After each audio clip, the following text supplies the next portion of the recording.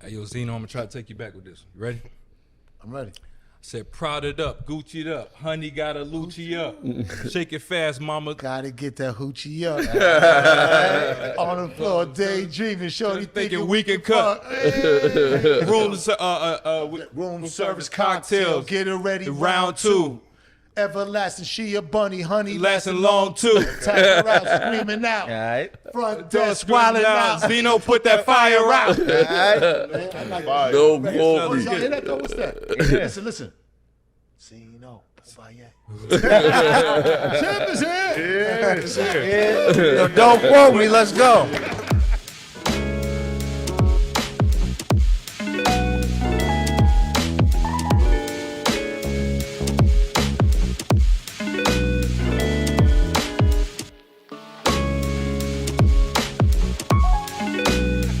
Yo, don't quote me. Episode 23. Yes, sir. It's been a long time coming, but we knew that we were going to step the pod up this year. That's a fact. You know what I'm saying? And what better way than fresh off a nasty diss track that a lot of people didn't see coming, but it's effective right now. It's what everybody's talking about. Give it up for Benzino, man. That's a fact. Man, hey, this you said it's 23? 23. Jordan numbers, baby. Yeah. Facts. That's it. Numbers Facts. mean something. Hell yeah. Facts. We in the building, man. I'm happy to be here, man. Y'all setup is dope. And I'm just ready to have a good time, man. I'm in good spirits. So, yo, man, to start this off, man, I hate when these podcasts make everybody wait. Let's get right to it, man.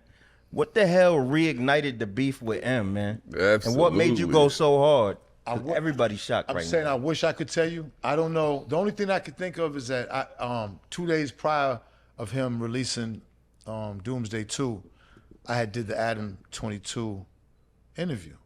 And, you know, of course, people would understand, like, I don't go in there and tell him, like, make sure you talk about the Eminem thing. Like, every interview I do, Eminem comes up 22 years later. Still. I mean, it doesn't stop. Now, you know, I'm never the one to be like, I don't want to talk about that. Yeah, let's talk. Let's talk. So, you know, they ask me the questions, I answer the questions, and they usually stay on the topic for a little while. So we're talking about all kind of shit. You know, I don't think that this particular interview with Adam, because I didn't know what to expect, but he really didn't go. I think Adam was going harder on Eminem more than I was. And because I was just in the mindset like, ain't no more beef. I mean, that shit was years ago. I'm 58 now. Like, you know what I'm saying? Like, and surely ain't no more, you know, wax beef or musical beef. And that's where I was with it. And then shit. But there was other things said that maybe M could still take offense to. It wasn't nothing. I just didn't hear nothing crazy in there because I'm not on that no more with him. You actually asked him to do a record, right? Nah, well, you know what? I think he asked me people would ask me would I ever do a song with Eminem. Of course I would. Why wouldn't I? Absolutely. Absolutely. Like, The money there. you know what I'm saying? Not only the money there, but shit, I would be able to, you know, like people don't realize, like I've done collabos with some of the best of them, like Raekwon. I spit a hot verse with Ray and them, because Ray and them is just not gonna spit just because you Benzino. Like, you gotta spit some shit. Them niggas are serious about their craft. But Nas, I've worked with a lot of great ones, so it's like, why not work with Eminem? You know what I'm saying? Right. So, take us through your mind, because a lot of people are sitting here like, how is Benzino spitting this shit? Like, what the hell is going on? What was your mindset like entering this? And were you like, yo, is this like, this might be the last diss record I put out? Let me just go extra hard right now. No, I'm just hungry. You know what I'm saying? Like, last time we was fighting, I was a multi-millionaire. We was beefing. And Yeah, facts. Trading it back. And when I say beefing, it's rap beef. It really isn't. Because real street beef, man, people, there's a lot of heartache and pain with that. And this isn't that. And I treat this like that. Now, what I can say is back then I was a lot more emotional. It took things more personal.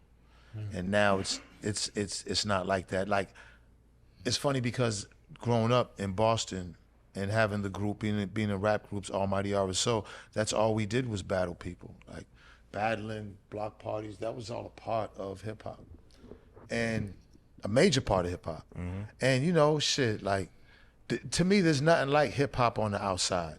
when you can listen to some big ass speakers on the outside and it's just like raw hip hop, that vibe is just the illest vibe that you can ever get. You know what I'm saying? It's hard to have outside events now. You know what I'm saying? But it's the truth. Like I just, you know, I always was nice, and the people I was around was always nice. And you don't understand, like, I don't go in the studio by myself, you know what I'm saying? Like, I've done that. But for this, you know what I'm saying, I got to bring my niggas with me and motivation and bounce shit off of each other and whatnot. Because number one, I've always been in groups. And I've always been in studio sessions where it was a gang of niggas. So when it's time to write a verse, there's always somebody there to get a line. There's always someone there to get a, you know what I'm saying, a verse. So you know what I mean? That's what's dope about hip hop. Like you know what I mean? Now that doesn't mean that sometimes I can go in there and I want to write, but you know, where I'm at in my life right now, I still love hip hop and I'm hungry. You know what I'm saying? I'm hungry. And the Eminem thing was just the opportunity to show the world, you know, like, look, man, I've been doing this. Not talking arrogant or nothing, but I've been doing this for a long time. I think my skills and my music got overlooked because of the Eminem and his crazy ass fans, you know what I'm saying? Yo, something we were talking about off camera was how you were saying that you feel like, and correct me if I'm wrong, but that you feel like more battle rappers should go at Eminem because he's a battle rapper that hasn't really been in the field in a minute like that. There's something about, I need to know what is it. And I don't want to hear this, no, man, like why and I'm going to say this. Why are niggas scared to go with Eminem? Why not just because I watch these battle rappers, man, I sit there in awe. I get goosebumps sometimes. And I was saying how the battle rapping part of hip hop is the most serious part of hip hop, the most serious, you know what I'm saying? Like, that's the part where they don't really play around with it. You know, battle rappers, lyricists, I notice, are very serious with that. They do not play games with that. Yeah, facts. Like, they take that personal. Everything is personal. It's controlled emotion, but you have to take it personal because that's what hypes you up to go back. So, and you want to hit them just as hard personal. So, you know, there's a major respect for battle rappers. And I'm still trying to figure out why isn't those battle rapping events like the Smacks and all the URLs on a bigger platform and more organized, just like how the UFC is, where I definitely know these guys and they're from different parts of the country, and like I'm still waiting for that. And salute to Smack and them because they've been doing it and they created the lane, and it's like for real. Like I'll go on YouTube and just get lost in that motherfucker for like 3, 4, 5 hours, and I don't do that with nothing other than cooking shows. Right. Like I don't binge watch nothing. You know what I'm saying? Yeah. Who's your top 5 battlers? In no order. All right? In no order. I always like P. Okay. Y'all know P? Okay, yeah, hell yeah. Yeah. Bronx. I always like P. I mean, Ness is like, see, to me, Ness is like a double threat because Ness will beat your ass right there. You know what I'm saying? Like, niggas be really scared of Ness. Like, he's super fucking lyrical, but niggas be scared of Ness too. You know what I'm saying? Talking about Ness Lee. Yeah, Ness Lee. Ness Lee. Yeah. For sure. And my man from Jersey, man. Arson? Awesome. Yeah, Arsenal, yeah. He's nasty. Disrespect. He's nasty. Yeah. The kid with the glasses from Philly, light-skinned, slim dude. Was that Charlie? Was Charlie Clips? Who's Charlie? No, Charlie Clips more heavy set light No, skin. okay, no. He's the one on Wildin' Out with He No, might be thinking I forgot he his kinda name. tall. I don't know if he's tall, but this nigga is I love this nigga. He reminds you of a Spanish nigga, slim nigga. I thought he was from talking about Philly. Bill Collector. Nope. Yeah. I'll know his got name when glasses? you say it. He wears glasses sometimes. John the Don? He from out here. No, Atlanta. no. No. He's light skinned with glasses? No. Facts? Huh? Yeah, for sure. No, facts. And also I'm gonna give it up, you know. I'm gonna give it up to Lady Luck too, believe it or not. Word. Big Jersey. Because a lot of people don't understand, like Lady Luck, right? To be honest with you, listen, female hip hop is blowing up right now, but it's the provocative, nasty hip hop. Right. Lady Luck spits with the best of them, That's a fact. Word. and I think she don't get her props in that genre. You know what I'm saying? She's definitely a trailblazer for sure. Like, Well, who else in who else? What other females in battle rap that's like popping? Like, cause I don't know. you got Jazz the rapper, Miss Hustle, Miss Hustle, 40 bars, sure. Diva. you got Casey It's a J. few. You know what I'm saying? Yeah. There's a lot of There's a lot of them now. Is Right, that- so do any of them like with a fatty and butt like look bad as any of them like that? Go ahead, June. Take that. Yeah. I can't answer that. Fatty, you already know, girl. What's up? I'm saying, is there any real sexy battle rap out right now? Yeah. There's. Who is it? Which one? I'm gonna ask all y'all. We gonna go ahead. down the line. Who No. We I already said, know this. I said Farrah. Who's the consensus baddest battle rapper? We all know this. My verse. There you go. Yeah. But she ain't got the fatty and nothing like that. You Nah, know? she got the wild. Well, you gotta have a fatty to be a baddie. Nah, I feel Can't you. have a flatty and be a baddie. So, you know what I'm saying? Yo, She cute in other ways. Yeah. She cute in other ways. See, that's some battle rapping shit. She's cute in other ways. Typical battle rap Right, joint, right. right? Word. so I got a question for you, right? So a lot of times when you hear like people talk about like Ether and Takeover, you hear rappers. That's my number one song of all time. by the way. Which one? Ether. Oh yeah. Of all time. Okay. Beat and rhyme of all time. So that Jay-Z versus Nas battle, who won that? Nas. I agree. By a long shot. Tell him that. I'm talking. I I'm talking by a few football fields. I was there. Why are you pointing at me, bro? And we love Jay, but nah, Ether. That one song. Goddamn. That one song. So far, will go down in history as one of the greatest, if not the greatest, Right. diss song of all time.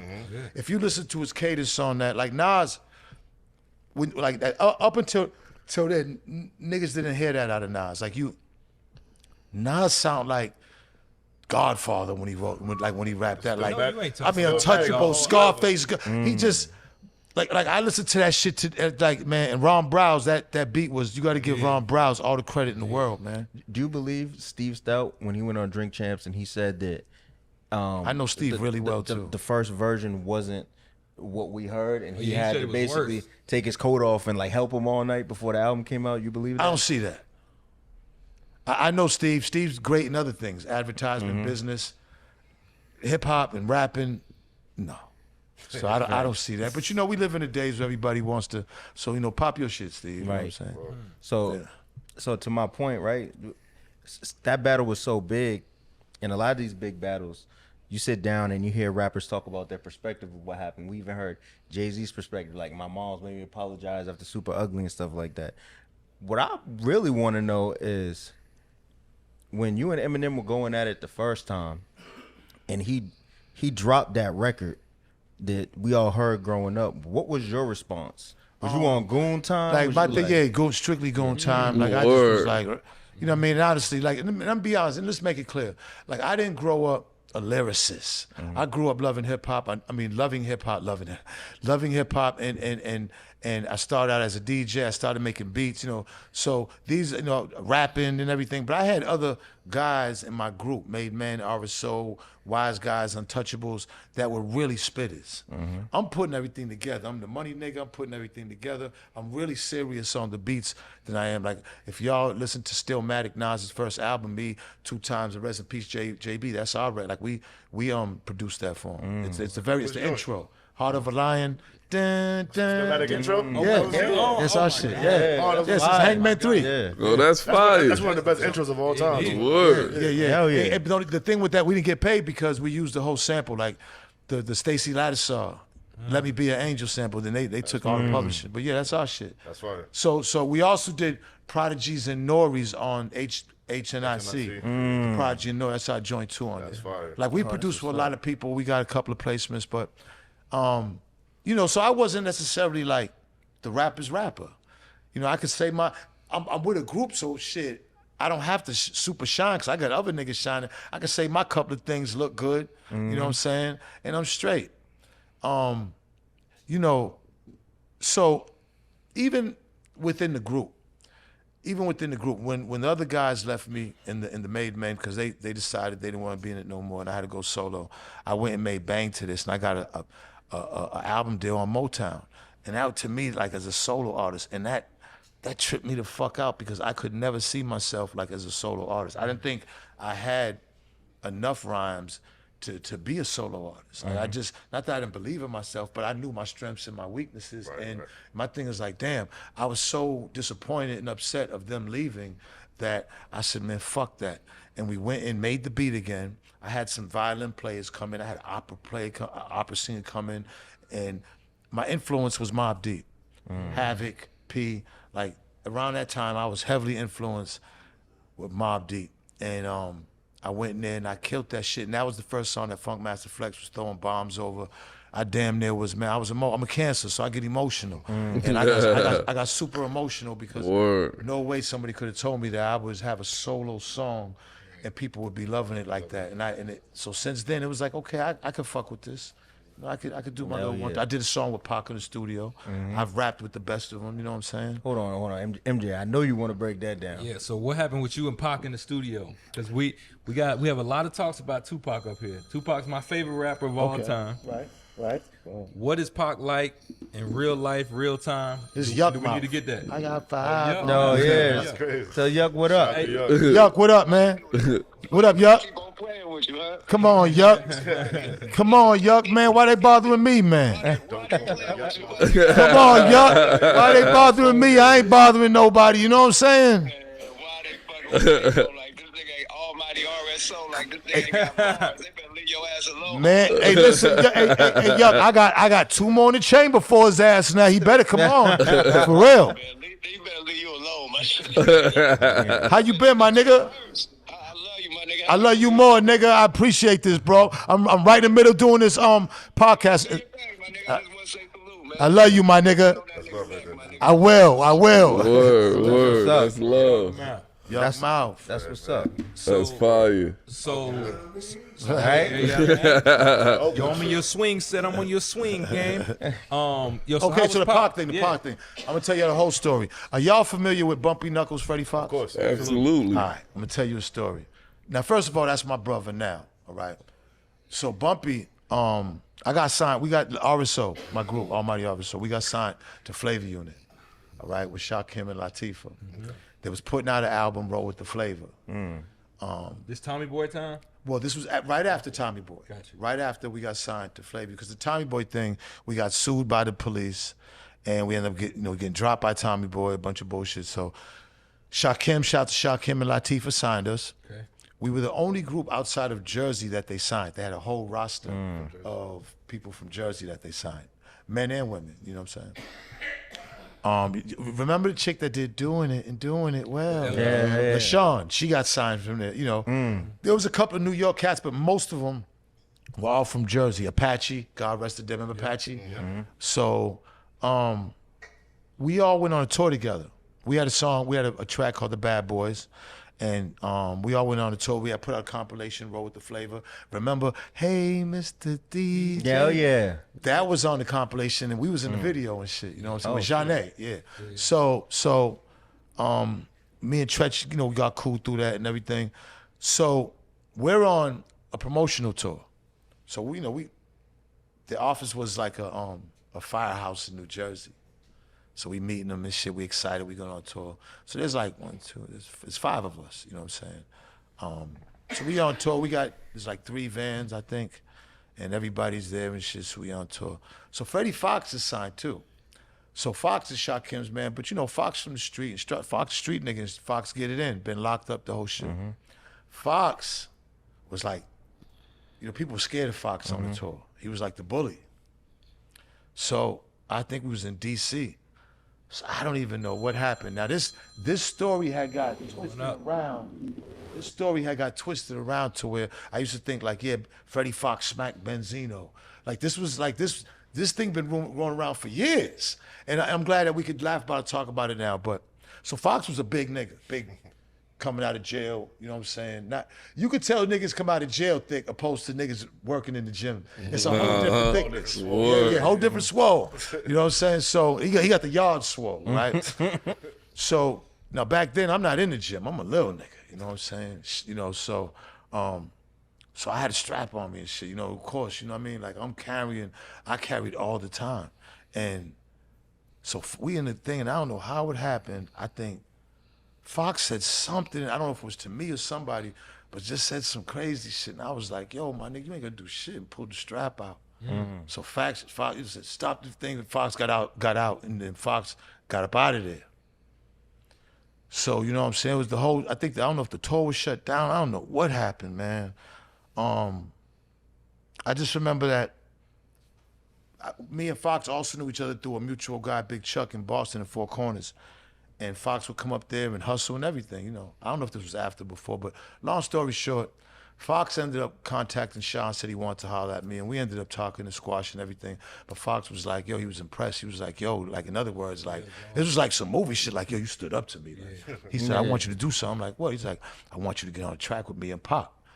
I said, look, bro, I said, be honest with you, I got 2 more niggas that are waiting. They said, no. I want you to do it.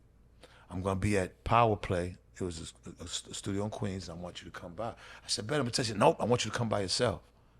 So I'm like, is this nigga trying to set me up? I said, is this nigga trying to set me up? I'm like, Fox trying to line me up. So I said, fuck it.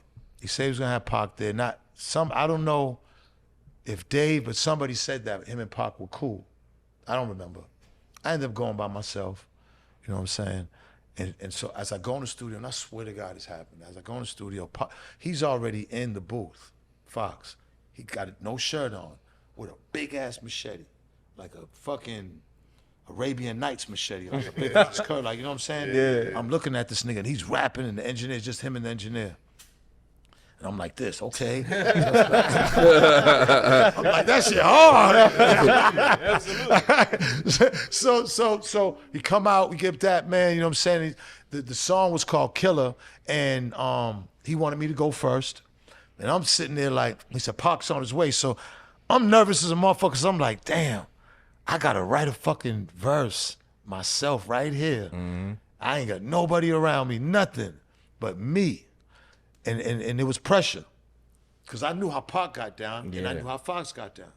Fox was a real New York boom bap lyricist and took it very serious. Came from the KRS-One camp, and for people that don't know. Was this 95, 96? 94. 1994. Like, 1994. 1994, and then I said my shit. It's the return of the troublemaker. I don't remember all of it, but SID did the beat. That's the dude that used to work and do tracks for Naughty by Nature from Jersey. They called him Sid, S-I-D. So Pac came, and it was him, Alamo, the DJ from Brand Nubian, his brother Mo Preem, and Stretch. Rest in peace, Stretch. Right? And Stretch was signed to Tommy Boy when we was there, Live Squad. So me and Stretch had met. So they came in, it was cool, we smoking. He went in there, and I ain't even gonna front. He destroyed it. Like, he killed that shit. It took him a couple of minutes and just went in there and destroyed that shit. And I was like, damn. And then we did a skit. It was a drive-by skit. Mm-hmm. Pac was like, put your fucking mask on, Ray. He was calling me Ray. Because my name was Ray Dog. Yeah, back then. It wasn't Benzino. So we ended up doing a song. The song never came out. I don't know. Fox never put the song out. I don't know if it was clearance problems. Later on, the song was still floating around, and Fox was like, Z, you can have it. So I took it, and then I remember we got it cleared through Suge. Suge cleared it. We put the song out. We redid the beat, put a singing nigga on it, and got sued by Afeni. Oh, man. God rest Afeni. We had to give Afeni $150,000. Damn. You know, I had it was the source, and it was Afeni, so it really wasn't like, it was like, it was an honor, you know, because I got a lot of respect, Afeni, Black Panther, so, you know, I just took that one, you know what I'm saying? So this was before the Source Awards, before he did the performance there. You know what? And it's crazy. The mic down. Yes. This was before that. It wasn't too long, because this is when everything started happening to Pac in 94, you know what I'm saying? So this was like probably towards the beginning around that. I remember it was cold in DC, so if we go from we was on tour, it was a little chilly, so you know what I'm saying? But this was like probably like the early 94-ish, I think, when we did it. Was you around for the whole quad shooting? and all that? Yeah, of course I was around for that. I was around for everything. Like, you know, because at that point, the source was like in New York. The offices was on Houston Street. Okay, yeah. Chinatown. I was still living in Boston, but I'm back and forth, you know, because it's just 3 hours up 95. And everybody who knows me, they know I drive crazy as shit. So, yeah, they know I'm a fast, crazy driver. Like, you know what I'm saying? So.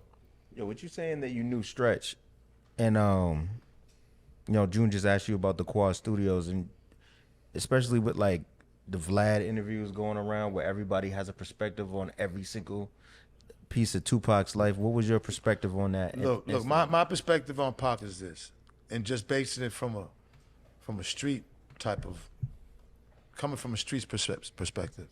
You know, Pac was into a lot, man. Right. Pac was fucking with a lot of different niggas from a lot of different sides. That alone is dangerous. You know what I'm saying? That alone.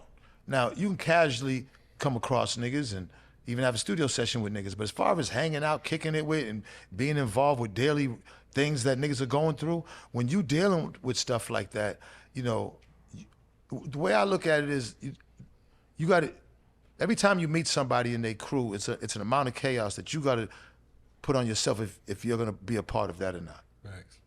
As a young man or as a man, and how you mature, that's what's going to keep you alive out here. The more you limit the foolishness and crazy shit with other niggas that has nothing to do with you, the more you can stay alive out here. Pac was just fucking with a lot of people, and he was making a lot of noise. You know what I'm saying? Like, it's hard to stay alive making as much noise as Pac was making and fucking with the sides of East, West, them niggas in Newark, and he was fucking with a lot of different, that's usually what happens. I'm gonna be honest with you. Never mind Pac, just niggas from around your way. When you fucking with a whole bunch of niggas, that be the nigga who ends up usually getting the shit pill. You see, so when people don't look at it like that. Pac was one of the most gifted minds that we've had in our culture. Right. Not just hip hop, but minds. And he came from a solid cloth, a revolutionary cloth. But Pac was into too much with too many people making too much noise.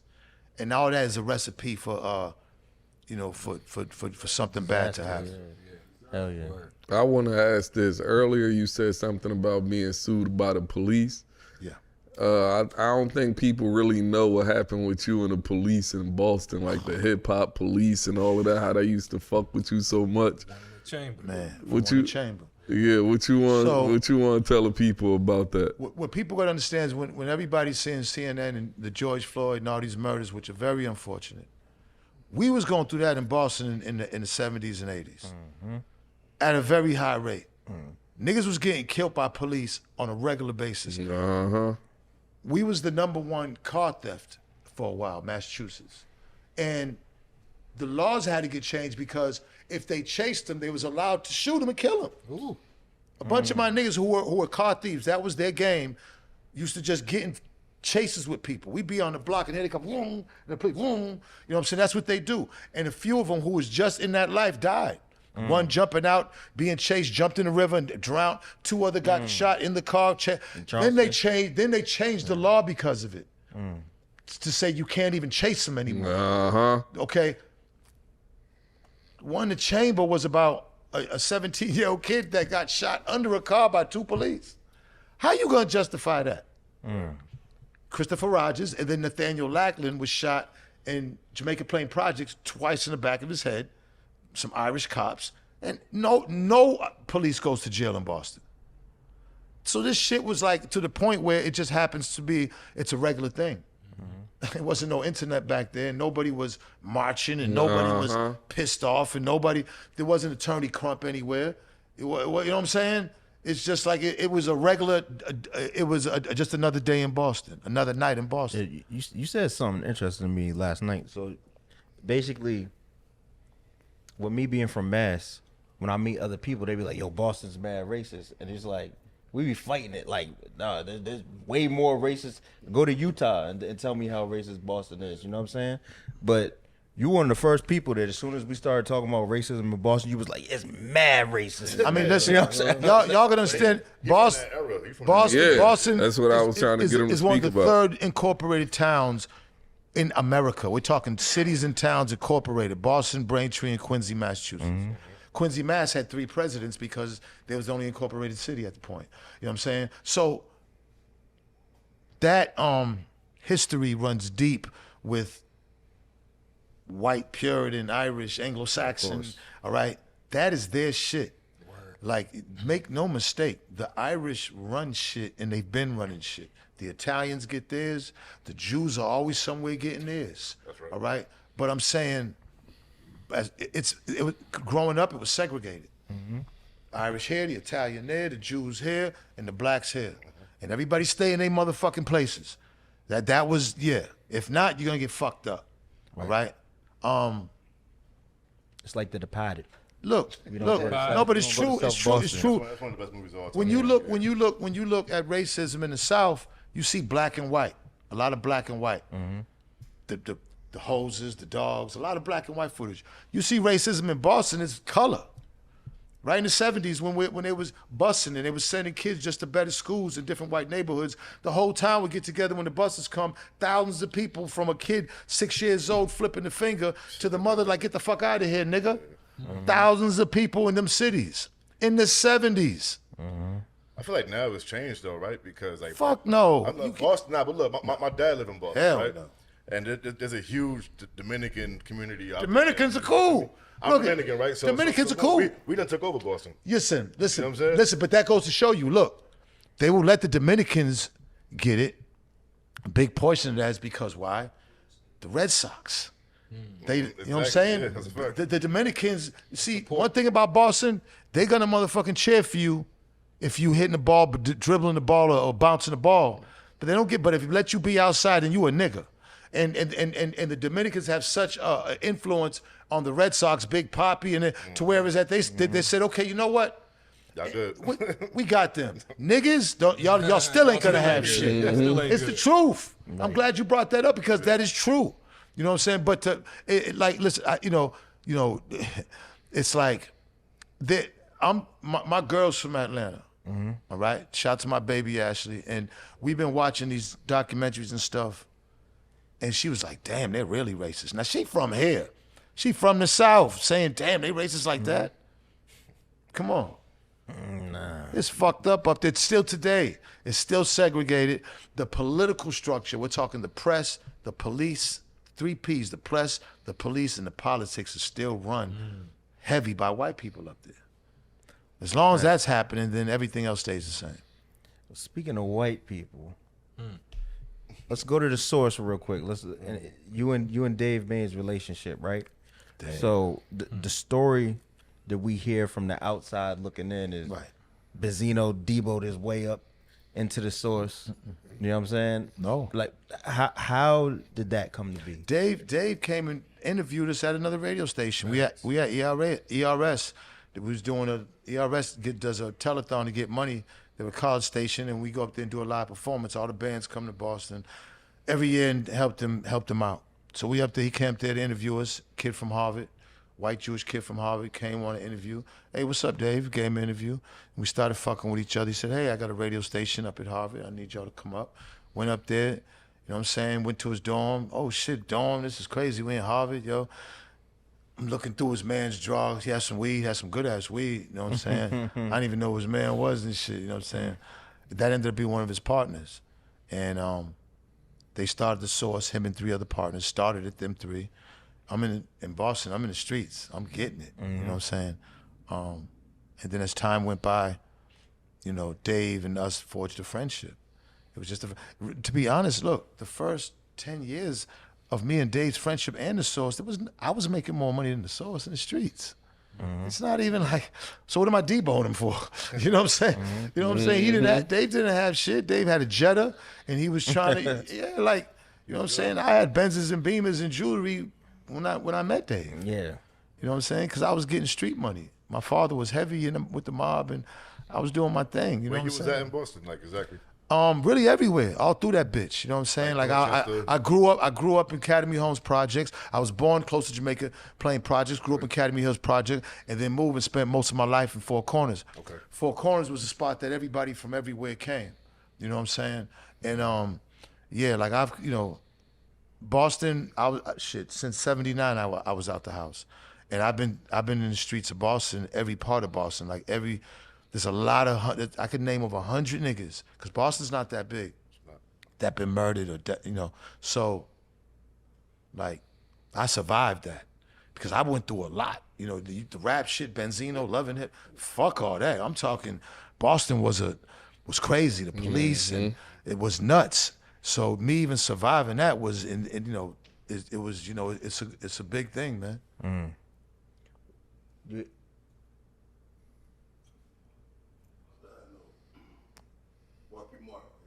Marky Mark. Oh, you want to know about the Marky Mark story? All right. Yeah. Y'all know Marky Mark? Yeah, Absolutely. Yeah. Marky Y'all know Marky Mark? Marky Mark. Yeah. Tell you about, Wahlburger. In the let me funky- tell you about funky- Marky Mark and the and the Funky Funky Bunch. Bunch. Y'all ready for this one? I sure they love Marky Mark. So Hey, Robert Sack, roll me another thing for this one right here, a joint. Roll me a nice joint. Because this one here is going to fuck people up because he's a huge fucking star, a mega star right now. Oh shit, here we go. All right, but let me tell you about Marky Mark. Okay. So we're going to go way back,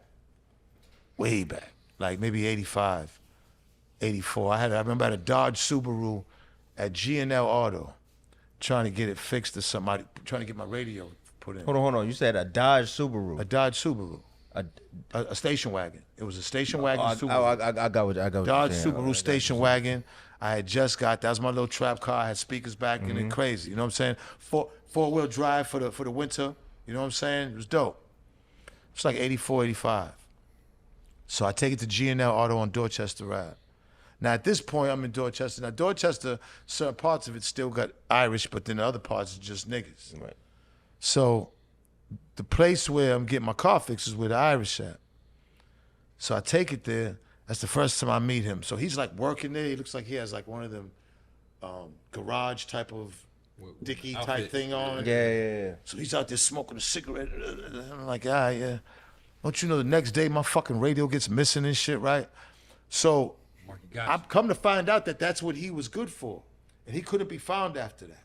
I said, this motherfucker took my radio, right? Now, I knew him as Donnie's brother, because he wasn't Marky then. New Kids on the Donnie Block was was fun. fucking with New Kids Maurice Starr and them with the New Kids on the Block. Right. Just carbon copies of New Edition. Facts. Get out of here.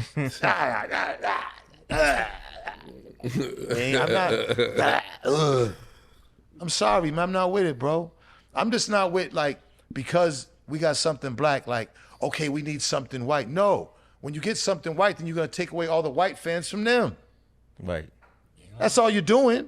When you're making something white with something that's working so great black, you just taking all the white fans that's going to love them because they're white, and they're just a carbon copy of them. That's the same thing with Eminem. It's the same shit. Eminem can spit, but the machine knew that, look, hip-hop is going white, and these white kids love, but there's a whole part of the United States that white people ain't going to fuck with niggas no matter what you say. Okay. We need somebody for them. And that's what that's what fucked it up. That's all I was saying. That's the only point I was bringing up. So you saying he can spit? That's Of not course the he it. could. Yeah, of course. A blind man can see that. Facts. Facts. A blind man can see that Eminem can spit, man. Word. Come on. Now I'm going to throw something in there. His type of spitting ain't my type of hip-hop. Like, I'm not into that. Now, I listen to these other battle rappers, I be into that. It's not the same as Eminem. Like that. I'm not into that. Right. I'm into the shit, and I'm into the shit that means something, because that's the type of hip-hop that I came off of. Respect. There are different genres of hip-hop. There are different lanes of hip-hop.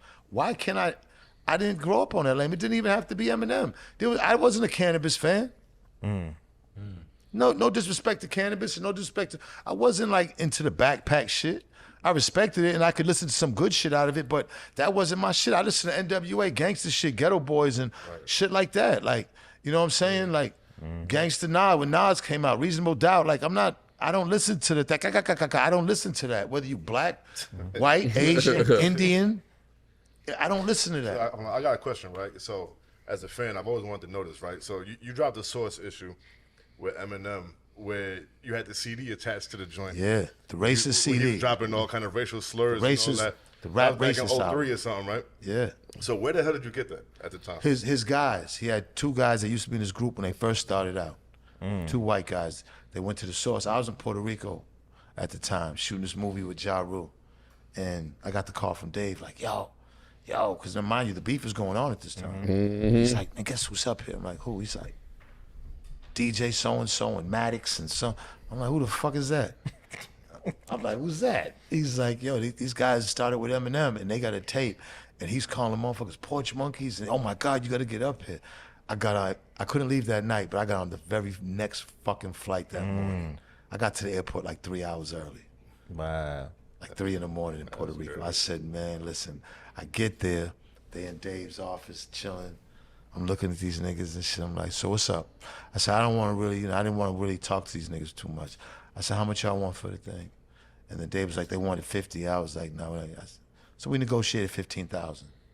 They went from 50 to 15? They had been trying to sell the tape for over a year to Irv Gotti and everything. Wow. These are his guys that started rapping with him Back in the at the 80s. very beginning. Wow. So this current diss, you just woke up and your mentions were.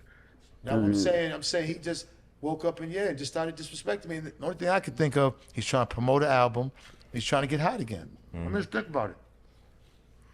The black culture, gossip sites and everything, Zeno. they don't necessarily, thank you, Shaq. They don't necessarily like Shade Room, and they don't necessarily fuck with him. And he's not newsworthy for our culture. This was the way, he knew this was the way to do it. He just underestimated me. He just figured that Eminem got really too comfortable. He really felt like, listen, I could do no wrong, anything I do, and anything I say, and I'm gonna be accepted forever as just the dopest ever. And he didn't think that this could happen. You know, this got a lot to do with God too. You know, and karma and universe and energy. You know what I'm saying? He started getting really too big and too comfortable. I'm still hungry. I'm out here. Sounded like you was hungry on that joint.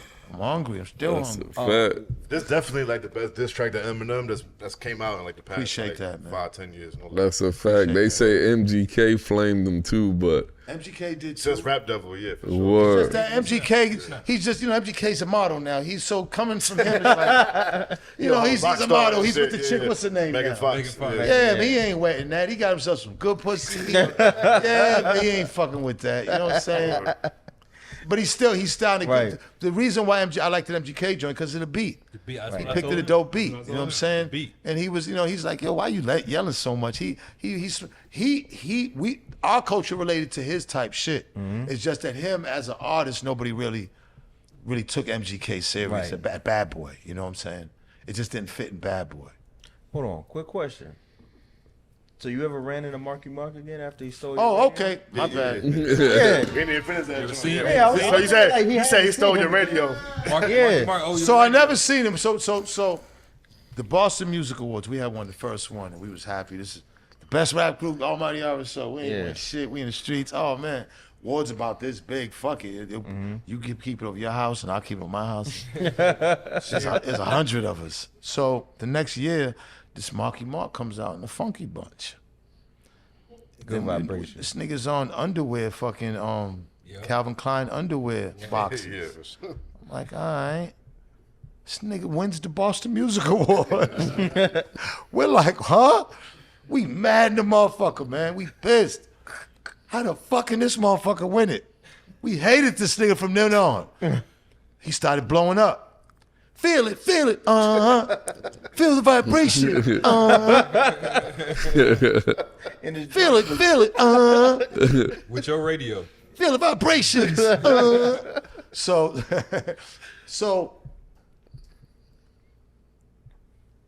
Marky Mark got big. He was going on the Arsenio Hall show. He was going to wear Boston Bruins. Now, there's a post on Benzino was legendary _ where you see that the pop art things of those statues, we just got ours. And you see it's graped out and they did it so dope. We got the Bruins shit on, we got Timberlands, we got Adidas. That's all Boston niggas did was trees and leaves, Timberlands and Adidas. Check the whole style. Went to graves and whole parks got torn down by the feds. They just did a big my guys over at from Interville just did a dope ass documentary about Adidas and how serious. Now I've been going 40, 43, 44 years straight, never with no Nikes, nothing, no Jordans, just strictly Adidas. And yes, I have some on there. He was going on there wearing Bruins. That's our colors. When 2003 colors came out, Boston started getting ganged out with their colors. So everybody's wearing different teams and shit. Everybody knew ours was Bruins, black and gold. That's how we're classified. This nigga said he was going to wear it. Now we had just lost 2 guys in our group.